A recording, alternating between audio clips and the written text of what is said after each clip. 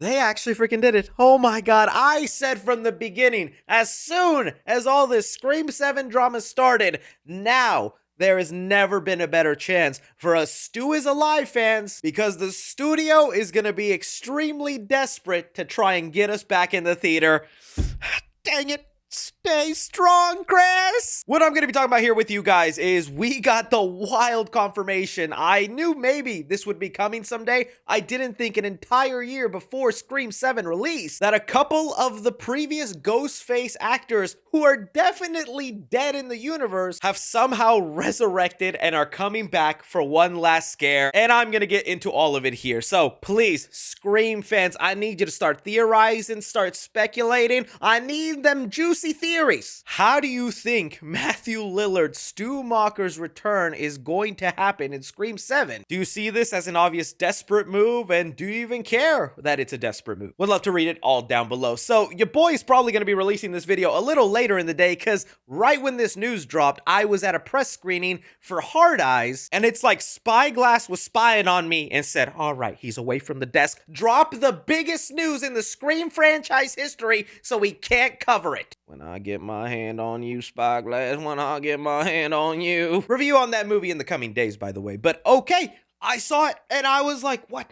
No way, this is insane. Let's start off with the first piece of news that already got all our heads scrambling, and that was the confirmation that Scott Foley would be returning as Roman the Killer in Scream 3. This was crazy for a bunch of different reasons, because look, I just gonna be honest, feel how you feel about Scream 3. I was never the biggest fan of the half-brother Roman Killer, but there's a lot of people out there that love him. I just thought out of all the people to bring back, you chose Roman? This also debunks a couple of rumors we were hearing about with Scream 7. Since Kevin Williamson, the creator of the franchise, is directing this movie, people were saying that there would be zero references to Scream 3 because Kevin Williamson's version of that movie got scrapped and changed around, where that was originally supposed to have Matthew Lillard in prison being this Ghostface mastermind, a movie I wish we would have gotten one day. But him doing this lets you know the man is going to try and honor all of Scream history, even if he's not the biggest fan of it. So that's kind of cool. That's also then where I want to go to this scooper, Big Screen Leaks, who actually posted this after the news broke. They said here, I'm being told Scott Foley's role in Scream 7 and reasoning for being in the film is brilliant. I don't know specifics of how he fits since I don't want to get spoiled,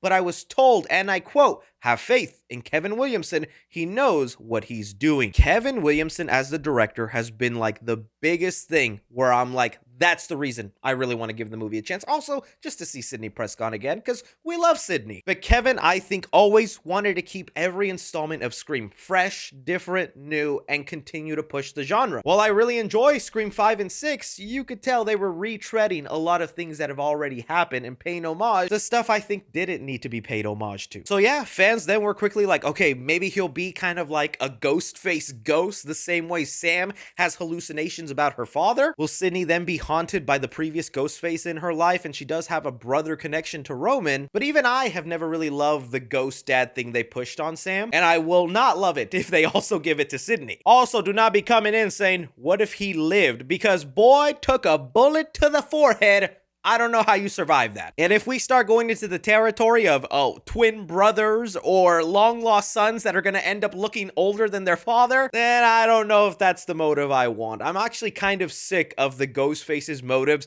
being, oh, I was related to this person you killed, so now I'm mad and gonna get my revenge. I'd rather a motive similar to like what Richie and Amber had in Scream 5, toxic fandom, Scream 4, wanting fame. So that was all nice and dandy, and I was like, okay, I guess Roman will be returning, man. Good for them. Kind of odd, doesn't really sway me one way or another. Good for Scream 7. Moving on with my day. Holy crap! Matthew Lillard back. That's the type of news I read on my phone, and my butt cheeks clenched so hard, I swear I took away some of the air in the room. People died that day. You can go back and watch my original video after the whole drama happened with Scream 7 and they wrongfully let go of Melissa Barrera. I said, Now we have the strongest chance possible for Stu Macher to return because they're going to be desperate to get those tickets and eyeballs back. Bringing Sydney is not going to be enough. And that's exactly what this move is, man. It is desperate. Whether you like it or not, you have to be honest with yourselves. It's a desperate move. Why reveal this gigantic piece of news a whole year before the movie is even released? Because they know Matthew Lillard, now that he has those Five Nights at Freddy fans and he's got them Scooby-Doo fans and he's a fan favorite killer in the series, putting his face in the trailer and being aware he will somehow have a part in the film, that right there is probably enough to guarantee they'll make their money back. Because nostalgia sometimes win. I am going to wait for the execution because, like I said, I feel icky that this is the way I get Matthew Lillard back. I don't think this at all would have happened if everything was running smoothly with Melissa Barrera and Jenna Ortega. This is solely because to generate some buzz. So on Instagram, Matthew Lillard did reveal this by writing in some really awkward handwriting. I need some of you guys to let me know,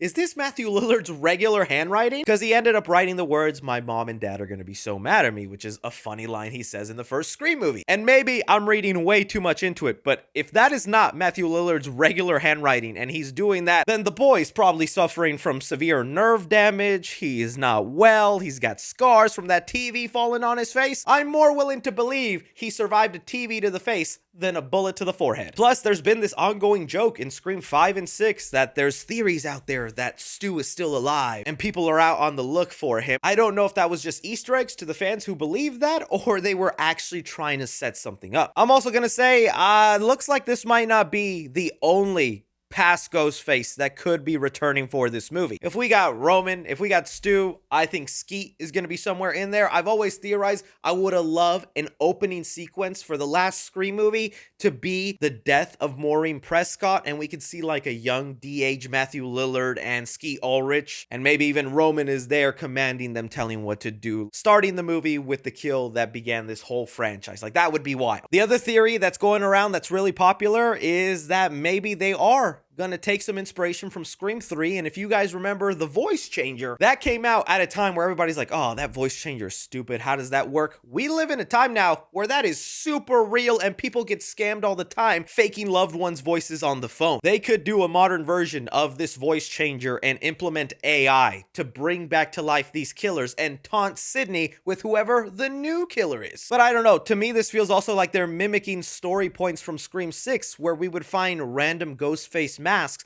linked to each killer, and that movie was kind of a celebration of the previous Ghostfaces that have come out, but now we're gonna do it again, but this time with Sydney? I don't know, that could go either way. All is to say though, they freaking did. I cannot believe they actually did this. Announced it a whole year before the movie. When that trailer comes out, be ready to see yourself. Matthew Lillard's face, maybe other killers. Hey, if we're bringing them all back, need to have Emma Roberts there. Another underrated ghost face of the franchise. I'm going to trust Kevin Williamson and that this will all come out good and the execution will work. Right now, you got to admit, Scream 7 is fan service the movie.